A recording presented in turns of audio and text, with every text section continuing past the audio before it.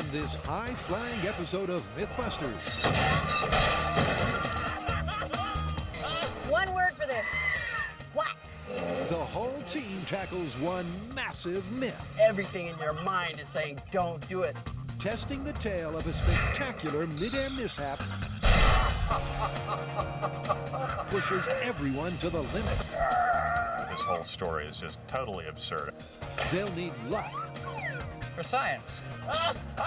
courage, This is the best data ever! and some serious science That's perfect. to tackle the myth of the man who fell to earth, Grant, take it away. struck a seesaw, and launched a legend.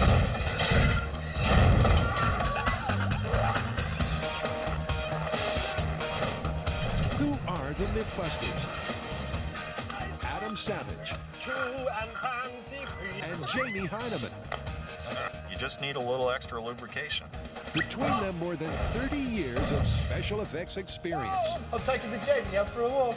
Joining them, Tori Belleci, Grant Imahara, Let's go, come on! I'm gonna be rich! and Carrie Byron. That was a rush. They don't just tell the myths, they put them to the test.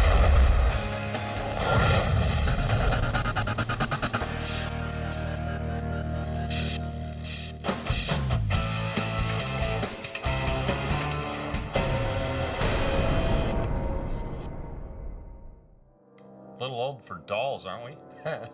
This is not a doll. This is a demonstration model for the next story we gotta do, which comes right from the fan site. Okay, tell me more.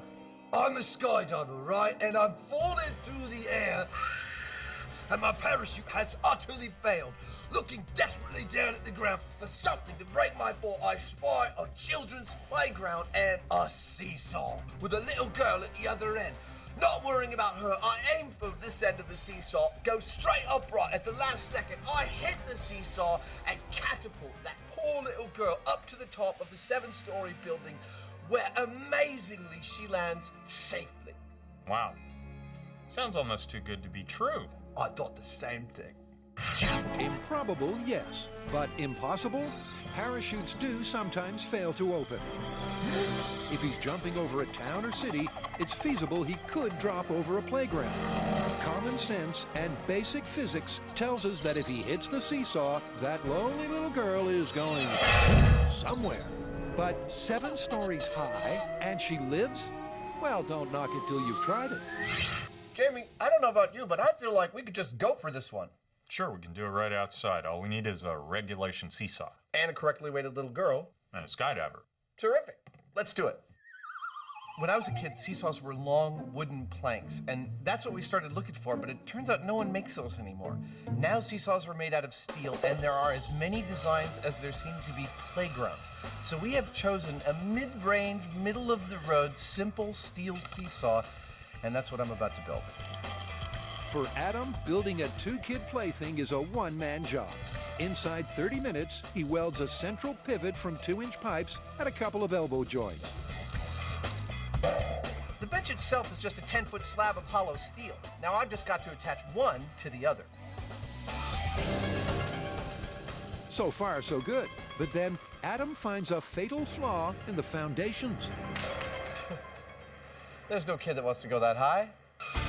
After a quick nip-tuck, we've got a working seesaw, a simple device that just might flip an unsuspecting 6-year-old 7 stories high. Much better.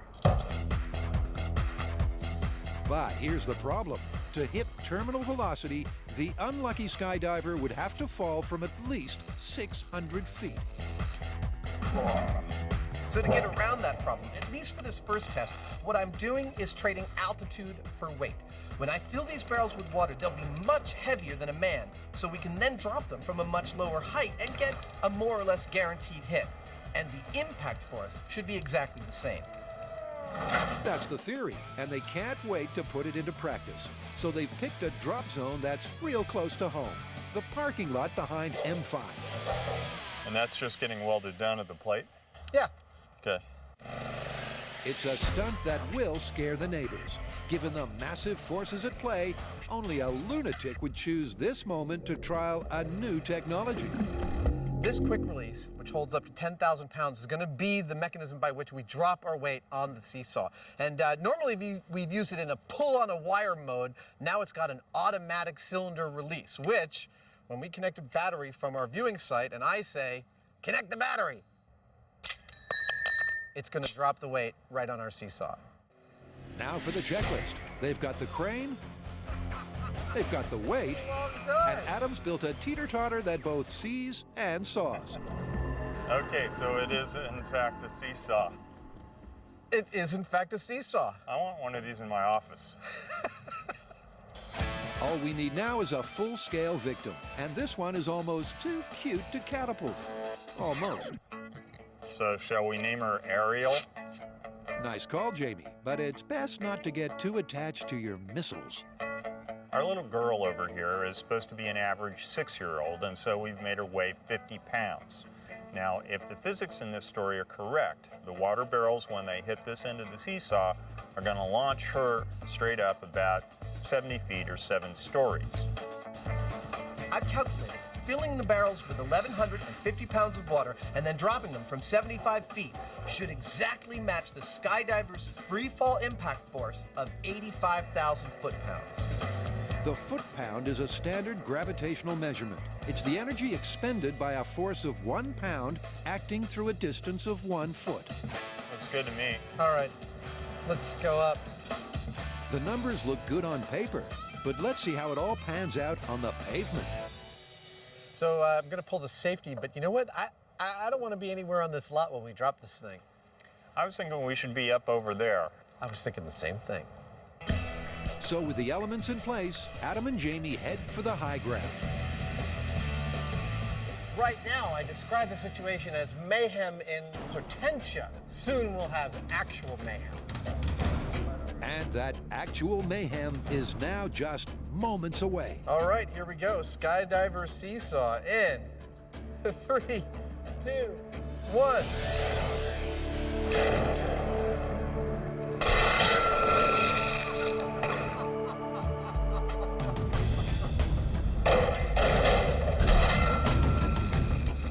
Oh, darn, the seesaw broke. It just kind of like folded in half. The bench is buckled, but the full extent of this disaster is best assessed from ground level. I don't think we've ever done this specific kind of damage.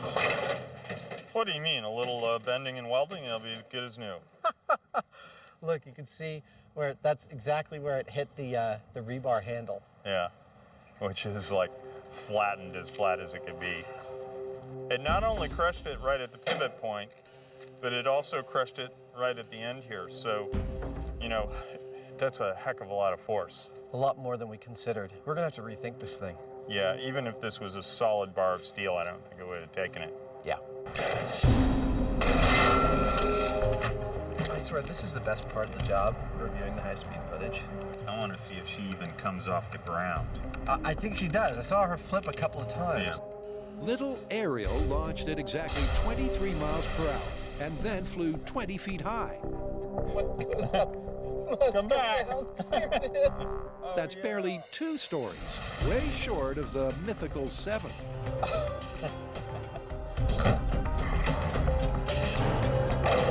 But with all the substitutions, this test was always more likely to be an indication than an indictment.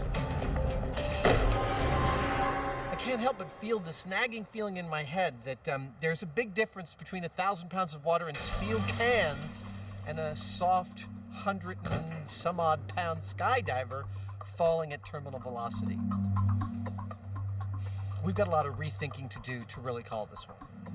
This thing right here had already buckled, and so all of that energy has been wasted. Now we need to figure out, if we're going to make this work, how to get all of that energy over there to come over here to the little girl without wasting itself on breaking things in the process. In short, the fact that a home-built Seesaw cracked under the weight of 3 sharp-edged barrels doesn't prove or disprove the myth. And with the help of Tori, Grant, and Carrie, things will get better.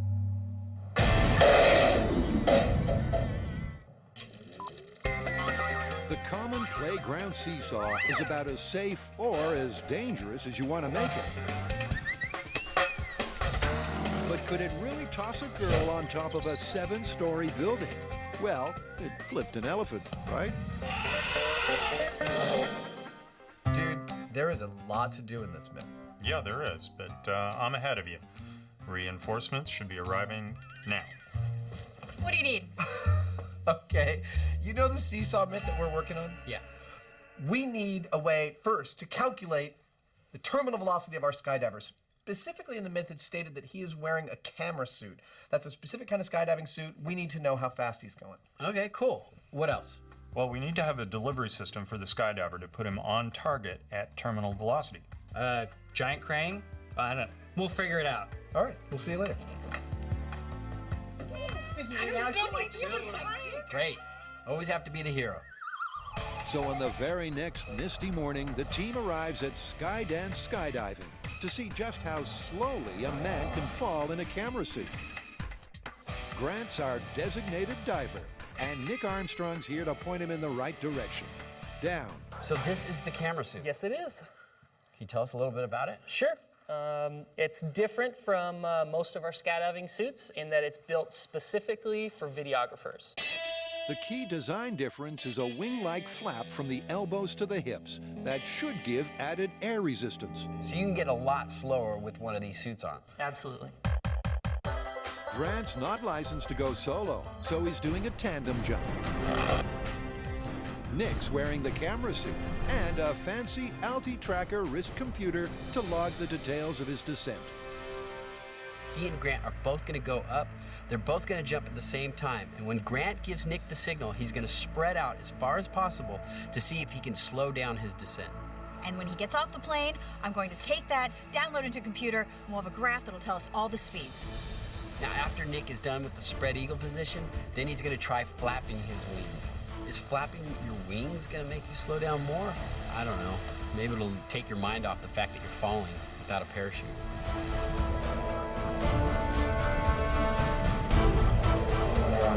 For a veteran skydiver, flapping your wings sounds a touch undignified, but it's worth a shot. Grant's just happy to be here. This is one of those great opportunities on this show to do something that's reasonably dangerous, but in relative safety. I'm very excited to try this out again. This will be my second skydive. Hope things go great. So do we, buddy. When the plane hits 2 miles high, the passengers push off.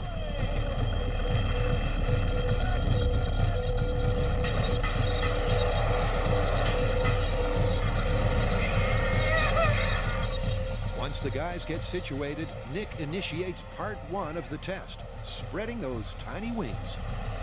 The result is just as predicted. Relative to Grant, he does seem to reduce his speed. A few seconds later, Nick tries flapping like a giant pelican to see if that slows him down.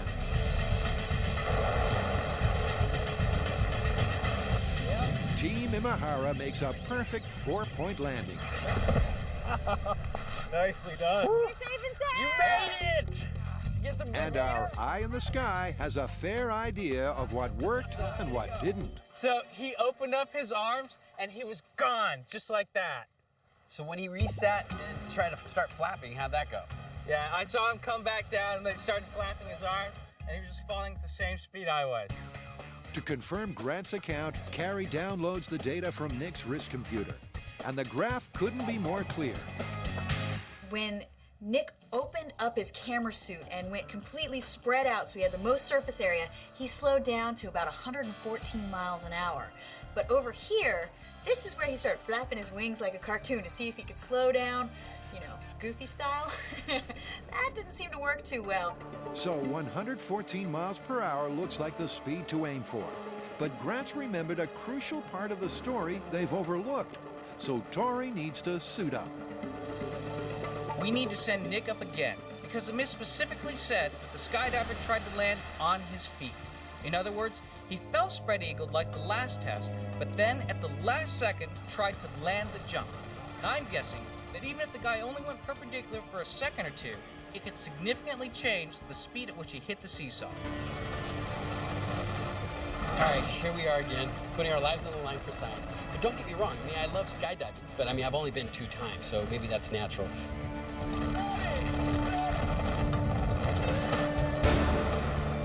They all assume the standard frog position. It takes 10 full seconds at least 600 feet of free fall to reach terminal velocity.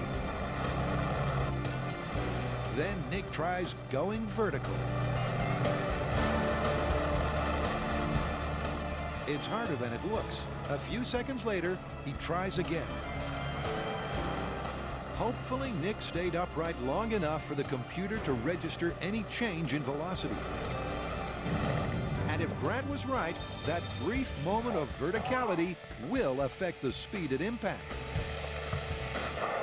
Then, at the last second, he tries to land on his feet. He kind of closes up into a smaller position, and his speed shoots up a little bit. But since it's only 1 second, he gets to about 122 miles an hour. Now, that is the important number right there, because that's going to be the final speed at which he hits the seesaw.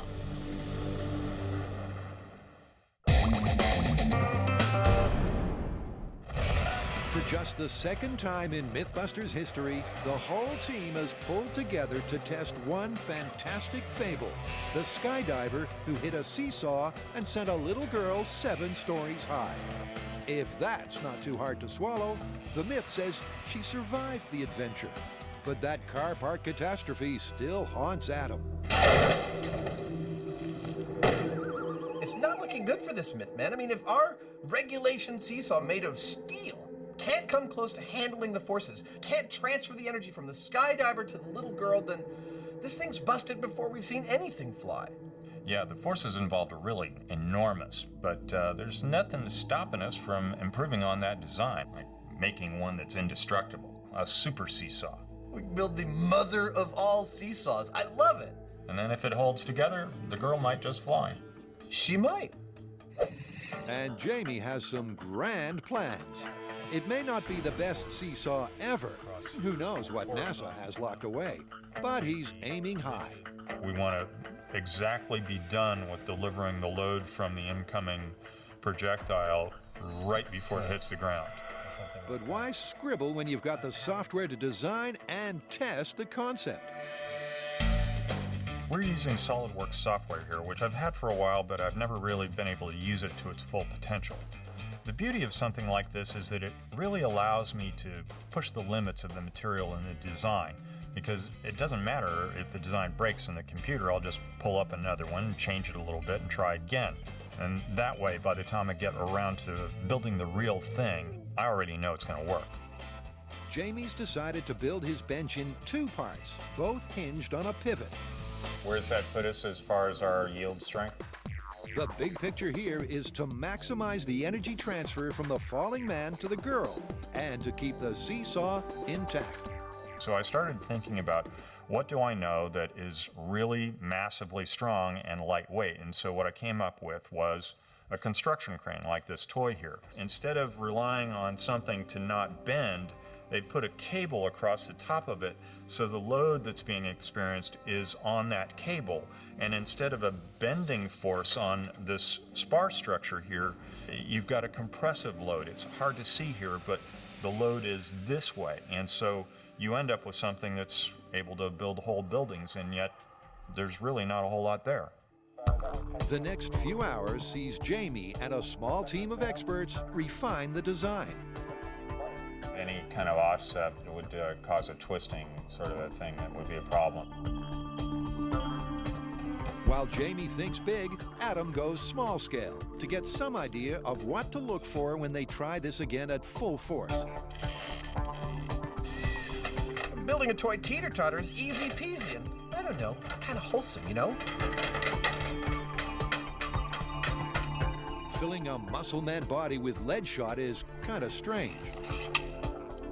But capping it off with a baby doll head is just plain weird. Still, it should do the job. What I've got here is a scale model of our seesaw rig. This is our little girl, as creepy as she looks, and this is our skydiver, as much as it looks like a round ball. They are the equivalent weight relationship of our real skydiver and our real girl, about 3.5 to 1. What I want to investigate with this is what happens to her when the skydiver hits the seesaw. If the seesaw doesn't break, where does she go? What is her trajectory, and what can I predict about her trajectory? So Adam starts test number 1 from 10 feet up on the scissor lift. A plumb line indicates the perfect drop point, and it's bombs away. 3, 2, 1.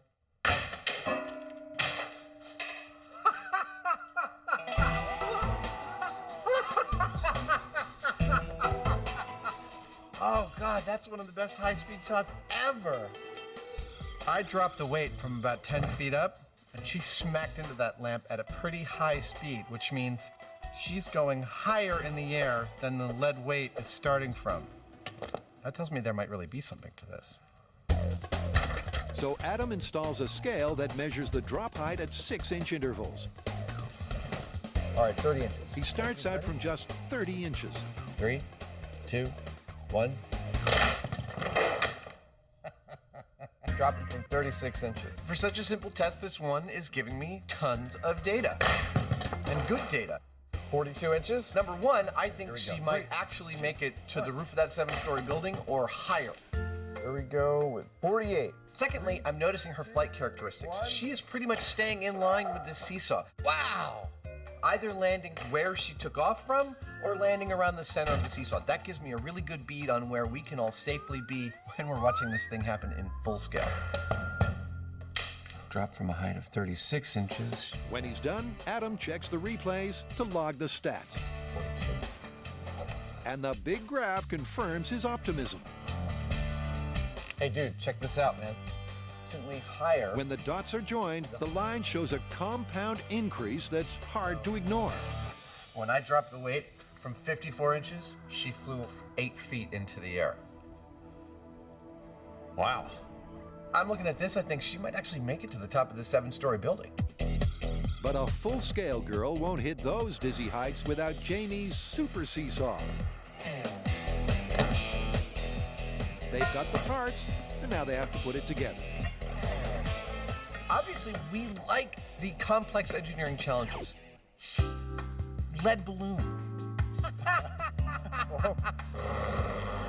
Shredded plane. Ping pong rescue. This is the first time we've ever resorted to computer simulations for calculating the huge amounts of energy we're dealing with. When that skydiver hits our seesaw, it has to transfer all of its energy, all of his energy, to the girl. And everything that we've done thus far says that this will do that. I'll believe it when I see it. This is one of 2 trusses that will make the Seesaw, and even without welds on it, it's really strong. We're not only using a different material, in this case we're using chromoly steel, we're using a different configuration of it as well. The way these joints kind of grab all of the other members, it's going to be really, really sturdy once we get it all welded. This thing that looks like a maximum security birdhouse is in fact the vital fulcrum. The trusses like this are going to be welded onto here, and this is where the pivoting happens. It's got to be really strong because there's going to be one heck of a lot of weight hitting it. And if this engineering marvel breaks, the girl, just like the myth, ain't going nowhere.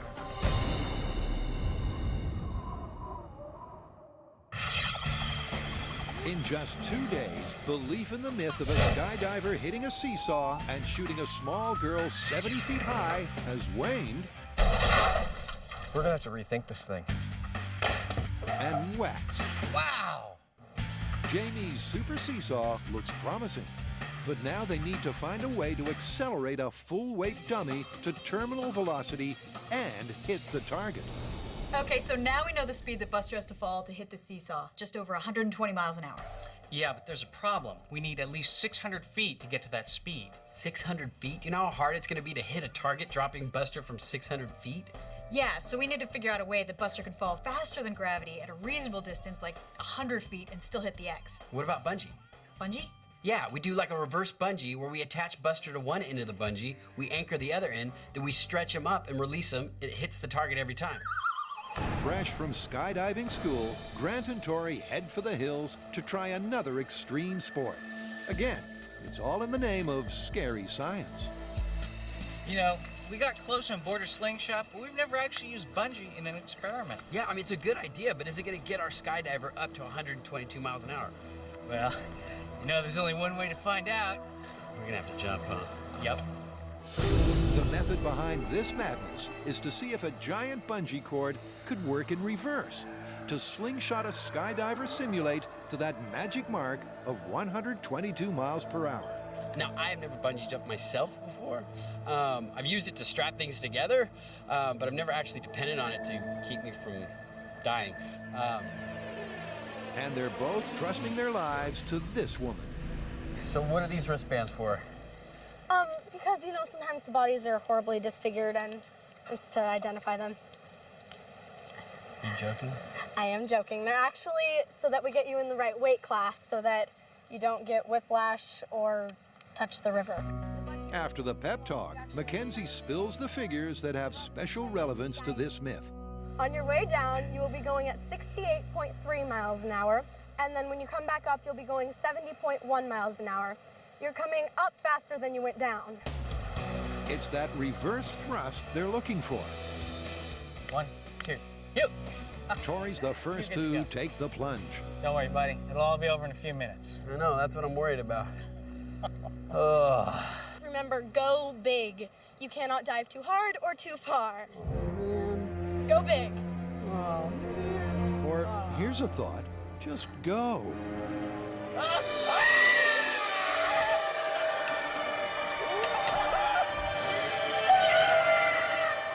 It sure looks like Tori rebounded faster than he fell. At least he had fun. Everything in your mind is saying, don't do it.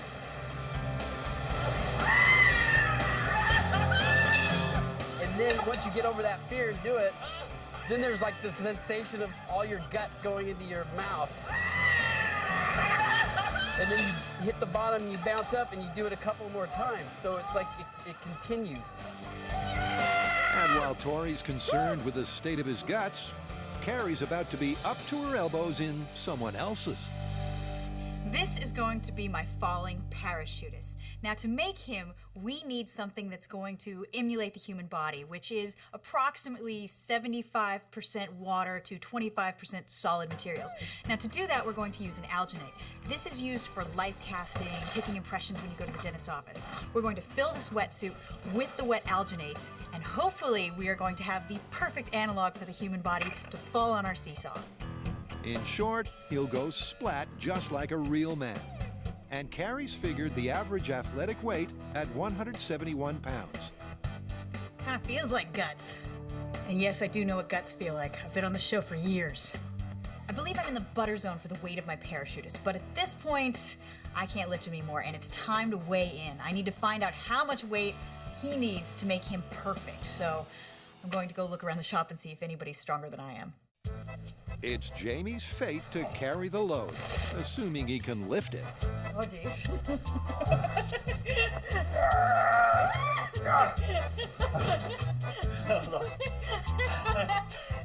They finally do make the scales.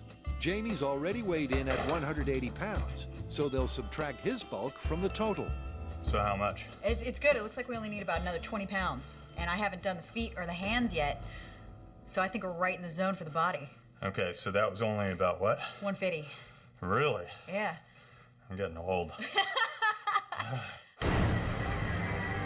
Back on the bungee bridge, it's Grant's turn. Yeah, I selected cremation. Get you with. Okay, thanks. He jumps the rail, finds the platform, then takes a last deep breath. For science.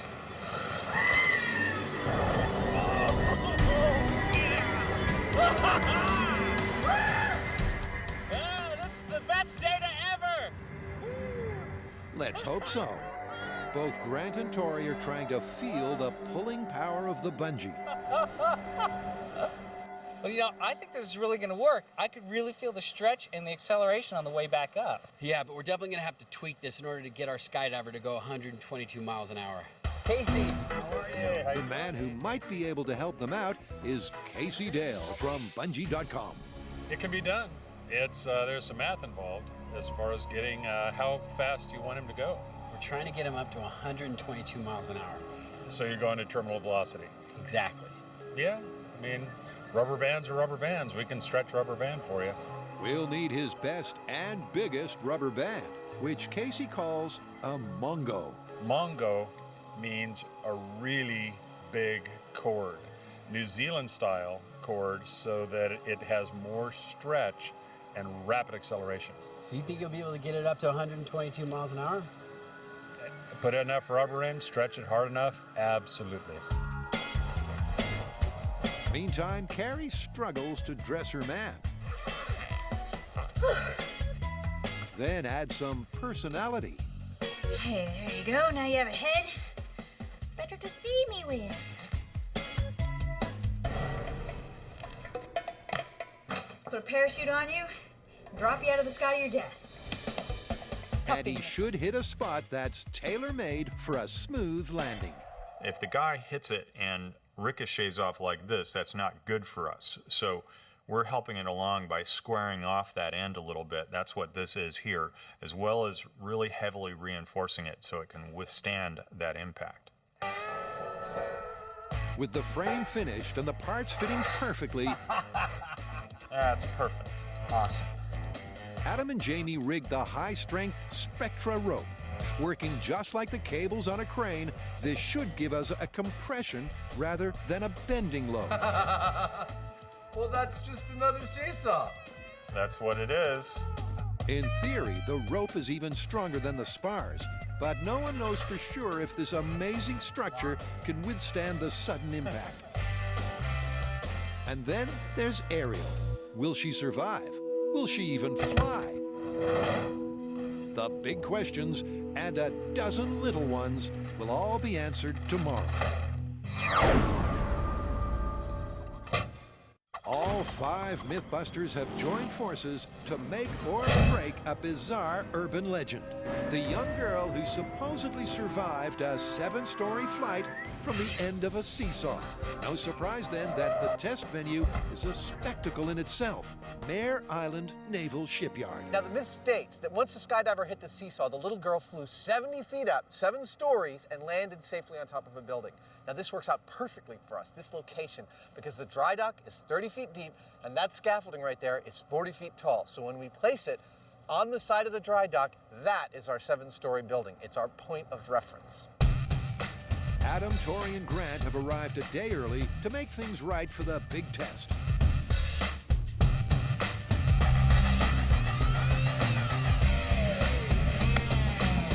So you might be wondering what these giant plates are.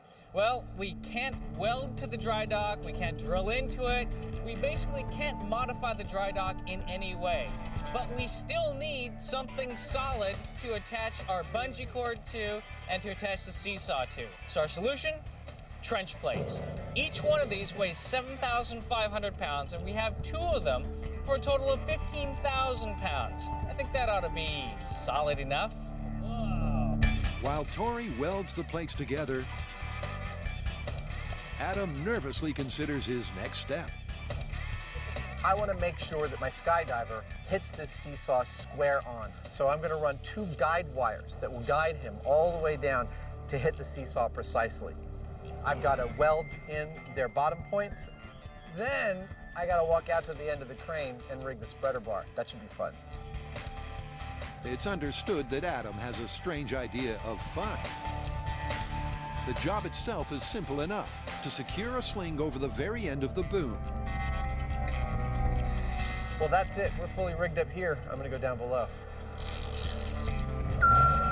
Grant goes up to attach the spreader bar to the sling. Getting this right is probably the most crucial part of the setup. Okay, Doc, I'm gonna let it go. It looks good. Down in the dock, Tori welds 2 sturdy steel tabs to the trench plates. Adam fastens the wires, then fantasizes about being the fall guy. So, right now I want you to picture me as an experimental skydiver. I'm a wetsuit filled with dental alginate, and I am being reverse slingshotted into the ground using these guide wires to guide me, falling all the way into, bang, our seesaw, and hopefully sending our little girl flying. Casey, you made it.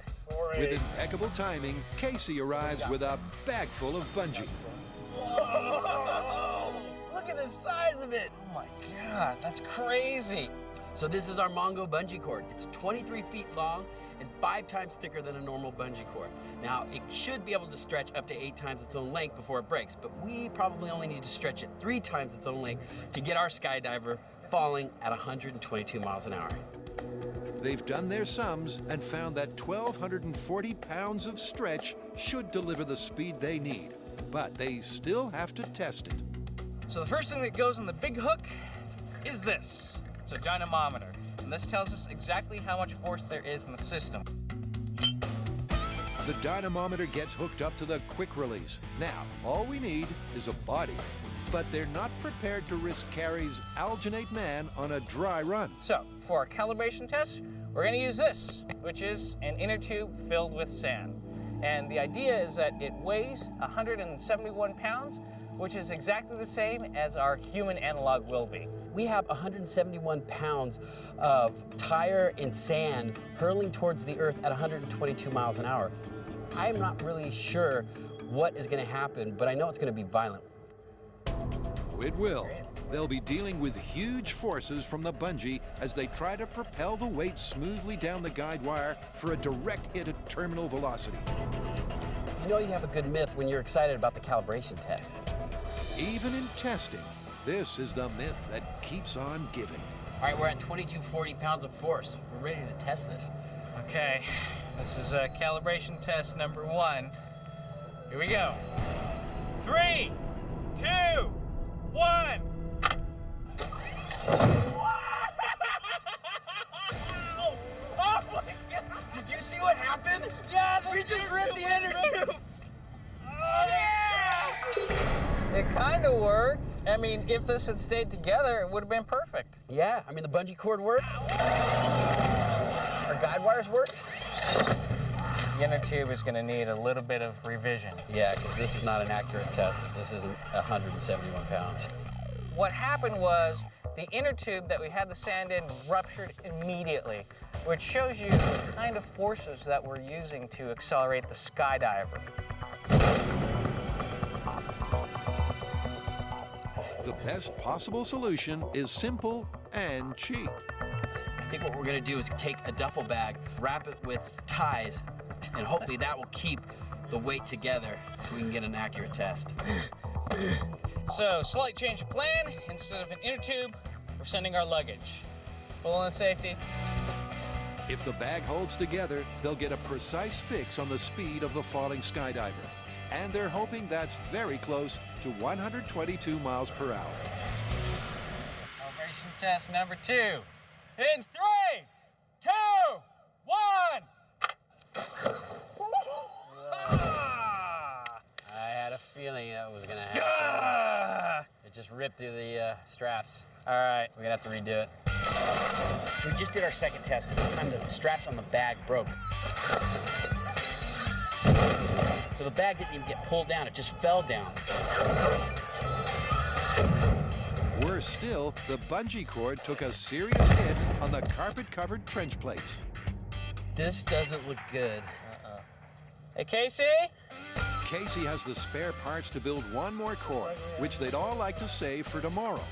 Still, they can't proceed without dialing in the speed, so it's well worth a parting shot. So right now, the bungee is so damaged that we're just gonna take it up, and the very second that it hits the right force, I'm gonna trigger it. So there's no waiting around, none of this, just go. 2150, push the button. I got it. Casey helps out on the launch.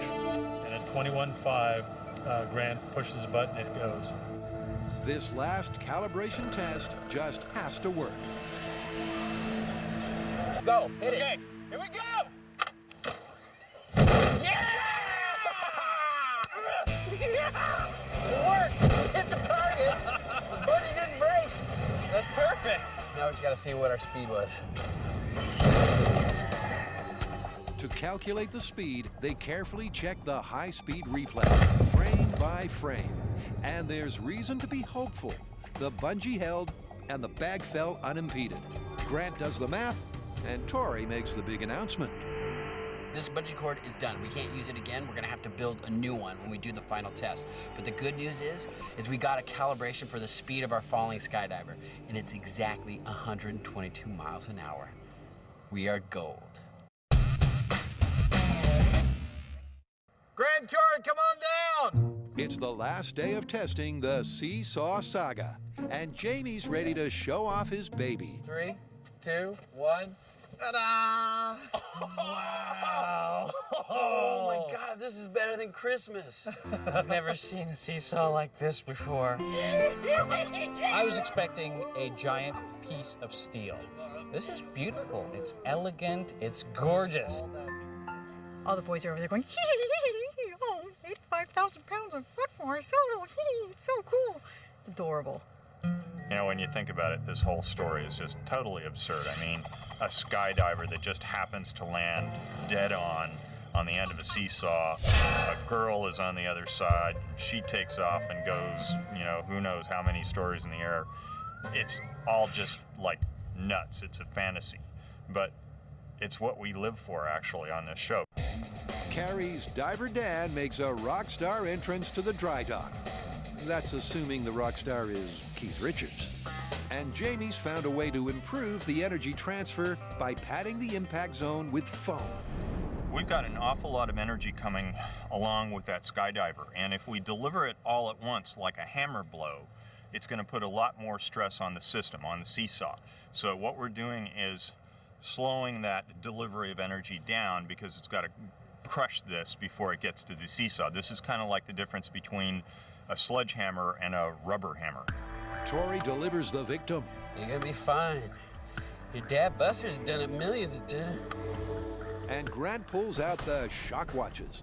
These stick-on patches measure the force of impact. If the red one triggers, she's dead. If the green one triggers, she's injured and alive, but she's not walking away. So they're finally all set to see if a plummeting man landing perfectly on the end of a seesaw could really launch a 6-year-old 70 feet high. There's no question in my mind that there's enough energy in the parachutist as he comes down to throw that little girl way, way up in the air. And there's a host of problems that we could have. The dummy could just split apart and only deliver part of his energy. Things could not line up properly. The rig could break. And not to mention, she has to go up pretty much straight up in the air for this to work. Let's spare a thought for the stuntman. I have a feeling he's going to do what the average man would do on impact from that height. He is going to squish into a million little tiny pieces. But the myth is all about the welfare of the girl. Could she really survive a 7-story springboard? The best way to find out is to push the button. Seesaw Saga full-size test. Grant, take it away. Here we go. In 3, 2, 1.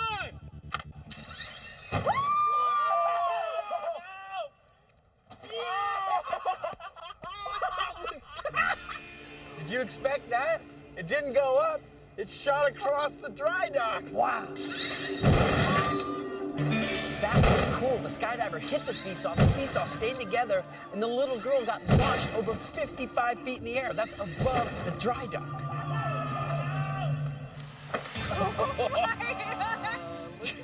See, the skydiver exploded. One word for this. Splat. Looks like he landed butt first. His legs missed the seesaw, but his upper torso hit it. It's probably about 60-70% of his mass contacted it, and even that amount was enough to catapult her 5 stories up in the air and 70 feet laterally. Grant checks the shock watches, and the news is grim. Oh, red shock watch is tripped. Hardly surprising when the doll was flung high and wide into solid concrete. But this testing needs more finessing. At this point, it looks like our understanding of the physics is correct. The only problem that we have is our aim of the skydiver at the target. Little more than half the weight hit the Seesaw. And with Dan's demise, the inner tube gets a recall. Hopefully it will hold together. Now it is the same exact weight as the average man, but this time we're hoping that we'll impart all of its energy onto the Seesaw and fling the girl the 7 stories that we talked about in the myth. Here we go! In 3, 2, 1! Ow! Didn't see that one coming. Yeah, Dang it. very painful. Hurt, she got clothesline. Got good deployment of the sandbag, hit the Seesaw, the girl went up, but you got tangled in the wires. She's traveling on a much greater arc than I saw in any of my scale tests, and I think that's because our Seesaw's play is much greater than the playground Seesaw. Well, you can see the red grease going up her shoe. That's right where she actually hit the guide wire. So we're gonna have to reset and do this one again. In the best MythBusters tradition, the fast-setting winter sun means this next attempt is absolutely our last one. It's now or never. Let's go up. They can only cross their fingers and hope that this time the girl misses the guide wire. Here we go! 3, 2, 1!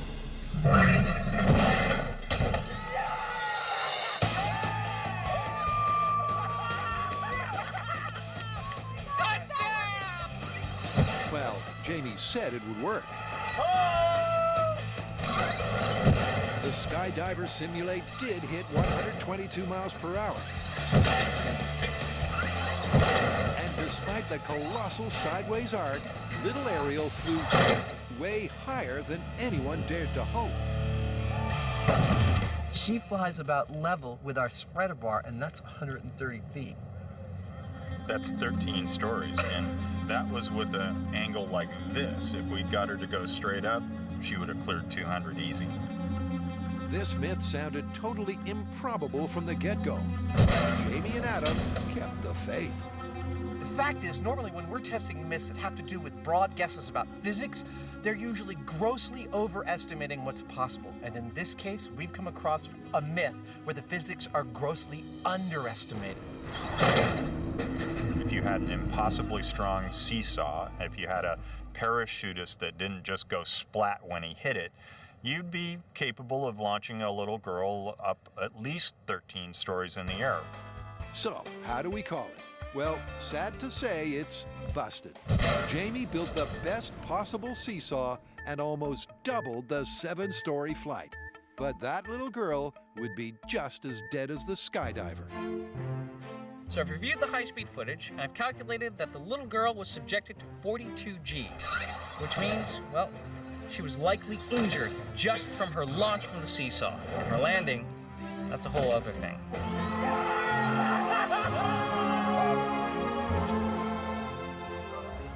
Oh my God, that's how far she went? Nice work. You wanted 7 stories, I think she delivers. High fives. I think our work here is done.